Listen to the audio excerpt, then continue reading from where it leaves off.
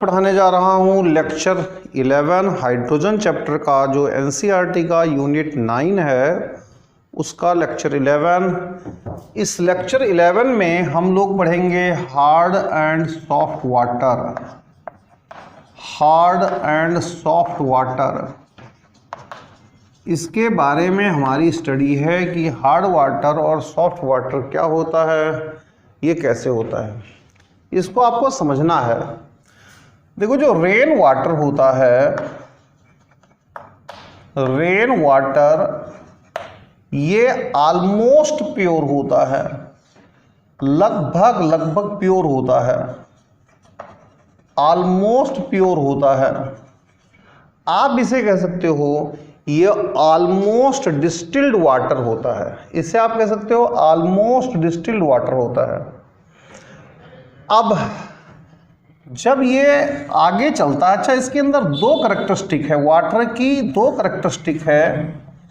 एक है high dielectric constant, high dielectric constant, इसका डाई इलेक्ट्रिक कांस्टेंट बहुत ज़्यादा होता है, इसकी वैल्यू होती है 81। दूसरी बात, इसमें डाइपोलर नेचर होती है, यानी ये H प्लस तो ये माइनस तो ये H प्लस, तो ये डाइपोलर नेचर है, डाइपोल है। और ये दो चीज़ें इसको एक बहुत अच्छा सॉल्वेंट बना देती हैं। ये दो चीज़ें ये इसको बहुत अच्छा सॉल्वेंट बना देती हैं, गुड सॉल्वेंट बना देती हैं। किसे गुड सॉल्वेंट बना देती हैं? वाटर को एक बहुत ही अच्छा सॉल्वेंट बना देती हैं। या फिर आप कहो कि इसे यूनिवर्सल सॉल्वेंट बना देती हैं। किससे भाई? Pure water. कौन सी दो चीज़ें? ये दो चीज़ें प्योर वाटर को यूनिवर्सल सॉल्वेंट बना देती हैं। ठीक है भाई, ये जो रेन वाटर था ये यूनिवर्सल सॉल्वेंट है, गुड सॉल्वेंट है, क्योंकि इसका डाई इलेक्ट्रिक कांस्टेंट बहुत ज़्यादा है और ये डाइपोल है। इन दोनों की स्टडी जो है, इन दोनों की स्टडी हम केमिकल बॉन्डिंग भी करते हैं। बहुत ज़्यादा पढ़ाता हूँ मैं वहाँ पर, इसे केमिकल बॉन्डिंग में बहुत पढ़ाता हूँ, ज़्यादा पढ़ाता हूँ। अब चलिए बच्चों, जो रेन वाटर है, यहाँ से हमने उठा लिया क्या? Rain water. रेन वाटर जो है जब वो नीचे चलता है तो एटमॉस्फेरिक गैसेस डिसॉल्व हो जाती हैं। डिसोल्यूशन ऑफ एटमॉस्फेरिक गैसेस, ये जो एटमॉस्फेरिक गैसेस होती हैं वो डिसॉल्व हो जाती हैं। और यहाँ पर जो वाटर अब आता है वो थोड़ा इम्प्योर हो जाता है। अब ये इम्प्योर वाटर आ जाता है, इम्प्योर वाटर आ जाता है। इसमें जो सोल्यूबल गैसेस हैं वो प्रेजेंट हो जाती हैं, ये इम्प्योर वाटर आ जाता है। थोड़ा बहुत हल्का फुल्का एसिडिक भी हो जाता है। अब जब ये इम्प्योर वाटर अर्थ पर आता है, अर्थ सरफेस पर आता है, तो अर्थ सरफेस पर क्या होता है? इसमें कुछ चीज़ें डिसॉल्व होने लग जाती हैं। क्या क्या डिसॉल्व होता है? इसमें CaHCO3 ये हो जाता है, इसमें CaCl2 हो जाता है, इसमें CaSO4 हो जाता है, ये डिसॉल्व होते हैं। साथ ही MgHCO3 होल ट्वाइस, ये साथ ही MgCl2 और साथ ही MgSO4, ये चीज़ें अर्थ क्रस्ट में इसमें डिसॉल्व हो जाती है। किस में डिसॉल्व हो जाती है भाई? वाटर में। ये चीज़ें वाटर में डिसॉल्व हो जाती हैं। और जब ये चीज़ें वाटर में डिसॉल्व हो जाती हैं, डिसोल्यूशन ऑफ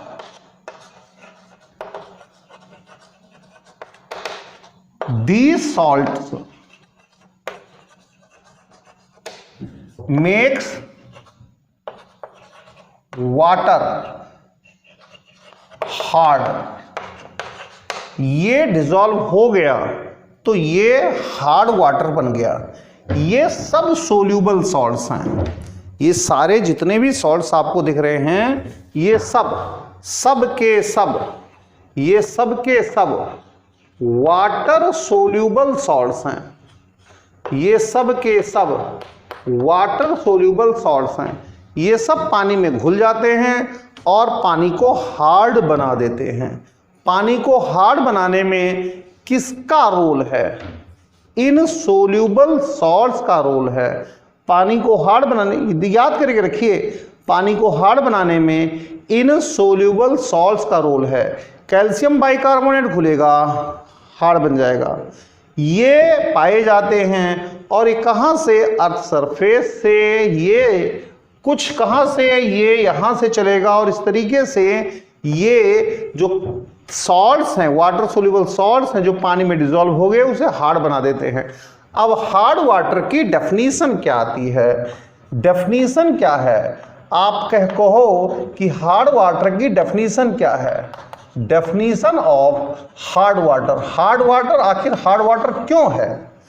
जो वाटर साबुन के साथ, सोप के साथ झाग नहीं बनाता है, उसे हम कहते हैं hard water. Water which do not form lather with soap is called hard water। ये हार्ड वाटर है। और सॉफ्ट वाटर क्या है? सॉफ्ट वाटर क्या करता है? ये फॉर्म लेदर विद। अब सवाल खड़ा होता है कि साबुन के साथ आखिर ऐसी कौन सी चीज है जो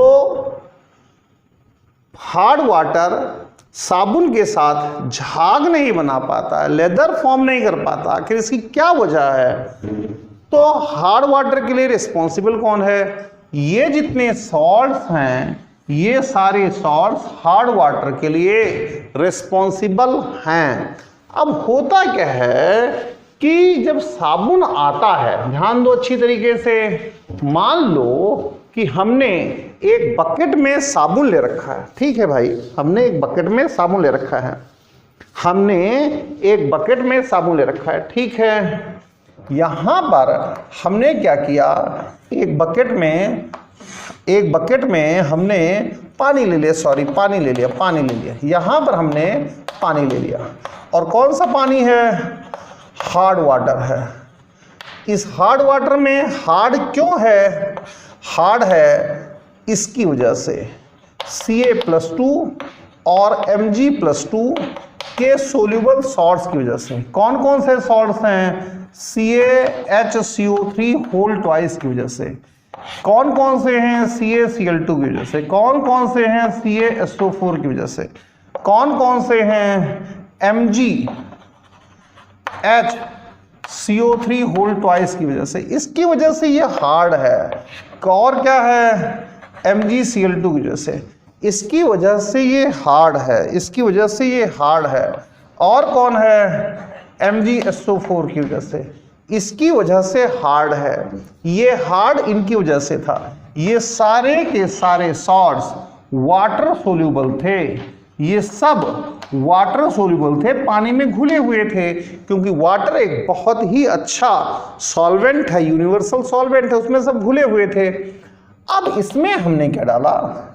यहां से हमने साबुन डाल दिया, और साबुन डाल करके इसे हिलाया, इसे सेक किया। ऐसे ऐसे करके हमने इसे हिलाया, सेकिंग करी, सेक किया, हिलाया, सेकिंग करी, सेक किया, इसे सेक किया, हिलाया, इधर से सेक किया, इसे हिलाया, और हिलाने पर या हाथ से ही हिलाया या स्टिर किया, हमने इसे स्टिर किया।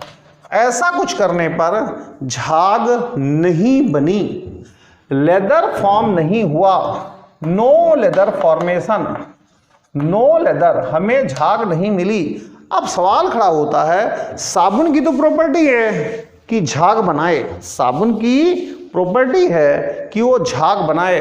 क्या होता है भाई साबुन? साबुन क्या होता है? साबुन की प्रॉपर्टी है कि झाग बनाए। C17H35 COONA, ये साबुन होता है, ये फार्मूला है साबुन का, सोडियम स्टेरेट का फार्मूला है। तो ये झाग क्यों नहीं बना पाता? जो रिएक्शन इस साबुन को पानी से करनी चाहिए थी, वाटर से करनी चाहिए थी, वो पानी से रिएक्शन करने के बजाय वो इनमें उलझ जाता है, इनसे रिएक्शन करने के चक्कर में लग जाता है। यानी कि वो पानी से इंटरेक्ट करता, वाटर मॉलिक्यूल से इंटरेक्ट करने के बजाय वो इनसे इंटरेक्ट करने लग जाता है। यानी कि जो साबुन है, साबुन C17H35COONA ये Ca+ से रिएक्शन करेगा। मैं सबको समझाऊंगा, टेंशन मत लो। क्या होगा, क्या दिक्कत आएगी? ये बनाएगा C17H35COO होल ट्वाइस Ca बनाएगा प्लस 2Na+ बन जाएगा। ये प्रेसिपिटेट बन जाएगा, ये प्रेसिपिटेट बन के तैयार हो जाएगा, ये प्रेसिपिटेट बन करके तैयार हो जाएगा। ऐसे ही वो Mg वालों से भी रिएक्शन करेगा, यानी 2C17H35COONA ये Mg जो Mg सॉल्ट्स हैं उनसे भी रिएक्शन करेगा और उनसे भी रिएक्शन करके C17H35COO whole twice Mg plus 2Na बना देगा। यहां पर PPP, यहां पर प्रेसिपिटेट बन करके तैयार हो जाएगा। तो अब ये प्रेसिपिटेट क्या होगा? प्रेसिपिटेट डिपोजिट हो जाएगा, प्रेसिपिटेट बन के तैयार हो जाएगा। मैं एक दो रिएक्शन आपको पूरी लिख करके दिखाऊं, वरना आप लोग समझोगे ऐसे ही चला गया काम। तो 2C17H35COONA, मान लो CaCl2 है, तो CaCl2 है तो कोई परेशानी की जरूरत नहीं भाई, कोई परेशानी की जरूरत नहीं है। देखो ये Na गया इस Cl के साथ, क्या बनाएगा? 2NaCl बनाएगा। क्या दिक्कत है? 2NaCl बन गया, प्लस ये बन गया C17H35 और क्या बना? COO का होल ट्वाइस Ca बन गया। ये प्रेसिपिटेट बन करके कहीं डिपोजिट हो गया। प्रेसिपिटेट क्या होता है? नीचे कहीं ना कहीं डिपोजिट हो जाता है, इकट्ठा हो जाता है। तो ऐसे ही मैं एक रिएक्शन और लिख देता हूं, 2C17H35COONA, यहां पर मान लो MgSO4 है तो कोई परेशानी नहीं, ये इसके साथ रिएक्शन कर जाएगा और अगर ये रिएक्शन कर गया तो क्या बनाएगा? Na2SO4 प्लस C17H35 और क्या बनाएगा? COO का होल ट्वाइस Ca। यहां पर ये प्रेसिपिटेट बन करके खड़ा हो जाएगा, यहां पर Mg आएगा, यहां पर ये प्रेसिपिटेट बन के खड़ा हो जाएगा। अब आप देखो हमारे यहां पर तो नॉर्मली वैसे ही कपड़े धो लेते हैं, लेकिन जब आप यूरोपियन कंट्रीज की बात करो, अमेरिका की बात करो, तो वहाँ पर लॉन्ड्रीज चलती हैं। लॉन्ड्रीज में बॉयलर होते हैं, बड़े बड़े बॉयलर होते हैं, लॉन्ड्रीज होती हैं। तो जो लॉन्ड्री होती है जिसमें बॉयलर होता है, उस लॉन्ड्री और बॉयलर में ये जम जाता है। तो यानी कि जो सॉल्ट्स ये बने हैं, प्रेसिपिटेट जो बना है, प्रेसिपिटेट लॉन्ड्री में या बॉयलर में क्या हो जाता है? जम जाता है। यानी कि C17H35COO होल ट्वाइस Ca और C17H35COO होल ट्वाइस Mg, ये जो प्रेसिपिटेट बना है, ये जो प्रेसिपिटेट बना है, ये कहाँ क्या हो जाएगा? कहाँ क्या हो जाएगा भाई? ये जो लॉन्ड्री का बॉयलर होगा, बॉयलर आप नहीं जानते होंगे, ये इंडस्ट्रियल टर्म है, बॉयलर ऑफ लॉन्ड्री। ये लॉन्ड्री जो होती है उसके बॉयलर में डिपॉजिट हो जाएगा। Deposition in boiler of laundry, laundry के बॉयलर में ये डिपॉजिट हो जाएगा और बॉयलर तक के खराब होने की चांस बन जाते हैं। आप वैसे भी देखो, आपके घरों में रूम हीटर है, सॉरी जो ये वाटर हीटर होते हैं, इलेक्ट्रिक वाटर हीटर, उसमें देखो इस तरह की प्रॉब्लम आ जाती है। जब भी कभी खुलता है तो उसमें दुनिया भर के डिपोजिशंस इस तरह के मिल जाते हैं। ये सब कुछ हार्ड वाटर की वजह से है। अगली क्लास में मैं इसे समझाऊंगा कि हाँ हार्ड वाटर हार्डनेस को रिमूव कैसे किया जाए। Thank you very much, thanks a lot. आज के लिए इतना बहुत है।